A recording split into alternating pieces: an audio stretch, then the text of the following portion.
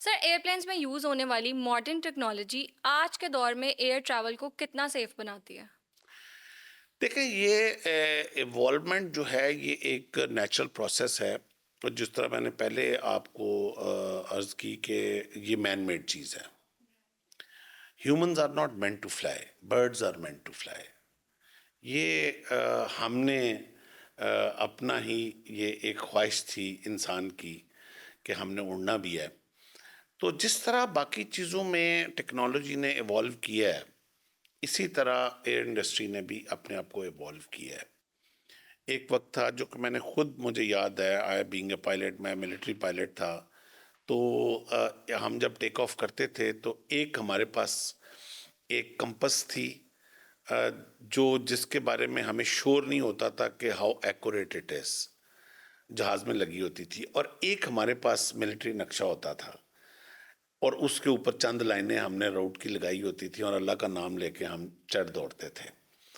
اور بڑے بڑے اس میں لطیفے بھی ہوئے، جس میں شاید میں ایک بڑا انٹرسٹنگ اپنا واقعہ جو ہے وہ میں سناؤں گا. کہ لاہور سے ہی میں نے ٹیک آف کرنا تھا، اور میں اس وقت نیا نیا گریجویٹ ہو کے، تو میری آپریشنل فلائنگ بس سٹارٹ ہی ہوئی تھی. تو ایک بہت سینئر ملٹری آفیسر تھے، جو ملٹری آپریشنز کے تھے، ڈائریکٹر تھے، وہ بریگیڈیئر تھے. اس پیسنجر، ایز اے پیسنجر ان کو لے کے میں نے سیالکوٹ لے کے جانا تھا. اور مجھے، چونکہ میرا آبائی گاؤں سیالکوٹ میں ہے، تو میرے جو آپریشن افسر تھے انہوں نے کہا کہ سیالکوٹ جاؤ گے؟ میں نے کہا جاؤں گا. میں نے کہا سیالکوٹ، لاہور سے سیالکوٹ جانا 20 منٹ کی فلائٹ ٹائم ہے. وہ کہتا ہے کہ دیکھ لے، وہ director military operations on board ہوں گے. تو میں نے کہا sir, doesn't matter, I am a pilot, اور سیالکوٹ تو میرا شہر ہے، میں نے اسٹرپ بھی دیکھی ہوئی ہے، تو میں جاؤں گا. ٹیک آف کیا. اب جو سننے والے ہیں وہ جانتے ہیں کہ جو ڈائریکٹر ملٹری آپریشنز ہے اس کی کیا ویلیو ہوتی ہے. جس کے پاس پوری آپ کی ملٹری کے آپریشنل پلانز ہوتے ہیں، وار پلانز ہوتے ہیں، وہ بندہ ہوتا ہے ڈائریکٹر ملٹری آپریشنز. وہ میرے ساتھ ایز اے پیسنجر بیٹھے ہیں. ہم چھوٹے ملٹری ایئر کرافٹ پہ ٹیک آف کیا. وہی میرے پاس ایک کمپس جہاز میں لگی ہوئی، اور ایک نقشے پہ میں نے لائن لگائی ہوئی ہے سیالکوٹ کی. ادھر سے لاہور سے ٹیک آف کیا، اور نقشے پہ تھا کہ 36 کی ڈائریکشن میں، 360 کی ڈائریکشن میں ٹیک آف کرنا ہے، اور سیدھی 360 مینٹین کریں گے تو سیالکوٹ نیچے آ جائے گا. میں نے ٹیک آف کیا. میں تھوڑا کیجول تھا، وہ ٹیک آف میں ذرا تھوڑے سے کام آپ نے ٹرانسمٹ بھی کرنا ہوتا ہے ٹاور سے، تو وہ پہلے 5-6 منٹ بڑے ہیکٹک ہوتے ہیں پائلٹ کے ٹیک آف کے دوران. ٹریفک بھی ہوتی ہے، برڈز بھی دیکھنے ہوتے ہیں.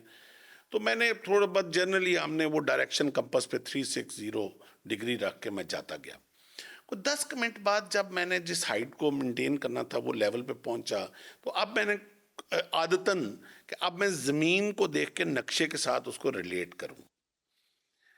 تو میں نے زمین دیکھی، نقشہ دیکھوں، نقشے پہ کچھ اور آ رہا ہے، زمین کچھ اور ہے. نہ نیچے وہ نہر ہے، BRB کنال ہے، نہ نیچے وہ GT روڈ ہے، نہ نیچے مرید کے بھی آیا ہے ہونا نقشے پہ، نہ میں نے راوی کا وہ جو لاہور کا پل ہے وہ آیا. اب میں تھوڑا سا کنفیوز ہو گیا. خیر، اس کنفیوژن میں کو 5 منٹ اور گزر گئے.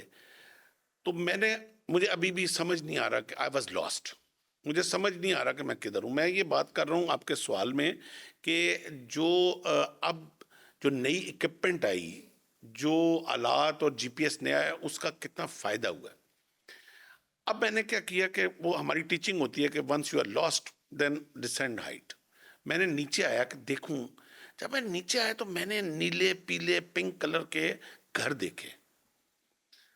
میں نے کہا یہ ہمارے پنجاب کے گاؤں نہیں ہے، یعنی کہ پاکستان والے گاؤں نہیں ہیں. اور تھوڑی دیر بعد میں نے وہ دیکھنے جو ہمارے انڈیا کی ہندو کی عبادت گاہیں ہیں وہ میں نے دیکھنی شروع کر دی، مندر دیکھنے شروع کر دی. 2-3 کلرفل مندر نظر آئے مجھے. جب مندر دیکھے میں نے کہا استاد تو انڈیا میں ہے. اب ہوا کیا کہ جب میں نے ٹیک آف کیا، میں نے تو 360 ڈگری مینٹین کرنا تھا ڈائریکشن. وہ کمپس میں 10 ڈگری کا ایرر تھا. میں ایکچولی 0-1-0-10 ڈگری فلائی کر رہا تھا جو سیدھا انڈیا جا رہا تھا، اور میں ٹیک آف کرتے ہی انڈیا میں گھس گیا تھا.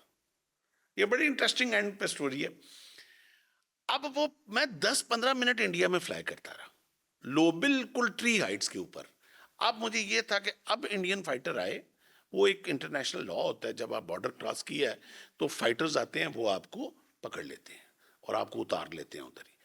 اب خوف کیا ہے کہ اب مجھے فائٹر, انڈین فائٹر آئیں گے, وہ مجھے اتار لیں گے, اور میرے ساتھ بیٹھے ہیں director military operation Pakistan army, اور مجھے اب سارا سین لگ رہا ہے کہ لوگ تو مجھے کہیں گے کہ یہ تو تھا ہی کوئی غدار, اور یہ ملٹری آپریشن کو لے کے جان بوجھ کے انڈیا گھس گیا اور پکڑا گیا. اب میں درود بھی پڑھ رہا ہوں, دعائیں بھی مانگ رہا ہوں, اور میں نے اس وقت کمپس شمپس نقشے مقشے سارے پھینکے نیچے. مجھے اتنا پتا تھا کہ ویسٹ کی سائڈ پہ پاکستان ہے. زندگی میں پہلی دفعہ مجھے سورج کی اہمیت نظر آئی. مجھے پتا تھا sunset in the west and sunrise in the east. میں نے ویسٹ کی ڈائریکشن لی اور میں نے دوڑا دیا جہاز, اور ساتھ میں کلمہ پڑھتا جا رہا ہوں. اچھا, مجھے 5 منٹ بعد میں نے انڈین بارڈر کراس کی, پھر وہ نو مینز لینڈ کراس کی. پھر اب مجھے اگلا خطرہ یہ تھا کہ جب پاکستان کے بارڈر کے اندر انٹر ہوں گا تو ایک ملٹری ایئر کرافٹ انڈیا کی سائڈ سے لو ہائٹ پہ انٹر ہو رہا ہے, تو پاکستان کا میزائل مارے گا مجھے. میں نے وہ بھی کراس کر دیا. پھر تھوڑا سانس لیا, جہاز کو اوپر اٹھایا, دور دیکھا میں نے, تو مجھے مین وائل میں سیالکوٹ کراس کر کے ہیڈ مرالہ ایک جگہ ہے, وہ دریا چناب کے اوپر, ادھر نکلا جا کے. اب وہاں مجھے اورینٹیشن میری کام آ گئی, لوکل سٹی ہونے کی وجہ سے. ہیر آئی لینڈڈ, اور مجھے وہ جو بریگیڈیئر صاحب ساتھ بیٹھے تھے انہوں نے پوچھا بھی کہ پارٹنر بہت ٹائم نہیں لگا, تو میں نے اس کو بار دائیں بائیں گھما لیا. لک دیکھیں میری, پوری آج بھی وہ ڈیٹ آپ گوگل کریں, پوری انڈین ہسٹری میں وہ واحد ایک دن تھا جس دن انڈیا کی ایئر ڈیفنس جو ریڈار سسٹم والے ہوتے وہ اس دن سٹرائک پہ تھے ڈیو ٹو سیلریز. پورا انڈیا کا ریڈار سسٹم اس دن سٹرائک پہ تھا, بند تھا, اور میں پکڑا نہیں گیا, ادروائز مجھے اتار لینا تھا. اور اس دن مجھے پتا چلا کہ صرف 80 نہیں پیڑے, وہ بھی 19 پیڑے نے. نہ اپنوں نے پکڑا مجھے واپس آتے ہوئے, نہ اپنوں نے پکڑا. بال کم ٹو دا ٹاپک. اب یہ چیزیں, اب ہم گاڑی پہ ہم نے جانا ہوتا ہے نا, جہاز تو دور کی بات, گاڑی سے ایک جگہ سے دوسرے جاتے ہیں, جی پی ایس آن کرتے ہیں, ٹک پہنچتے ہیں. یہ جو ایئر کرافٹ اس وقت جو نیویگیشن فیسلٹیز آئی ہیں, جو اے آئی انڈیوس ہوئی ہے, جو آٹو پائلٹ سسٹم آئے ہیں, اب پائلٹ کا کام ایز سچ بہت اے آئی نے ریڈیوس کر دیا ہے.